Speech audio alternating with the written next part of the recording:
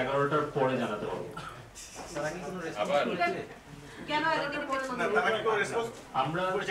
আমরা TikTok, YouTube এবং ফেসবুকে তাদেরকে একটা ব্যাখ্যা প্রদানের জন্য মৌখিকভাবে লিখিতভাবে উত্তর দানের জন্য চিঠি দিয়েছিলাম। সেখানে টিকটক আমাদেরকে আনুষ্ঠানিকভাবে তারা উত্তর দিয়েছে, রিপ্লাই দিয়েছে যে তারা মৌখিকভাবে এবং লিখিতভাবে উপস্থিত হয়ে জবাব দিতে চায় আগামীকাল।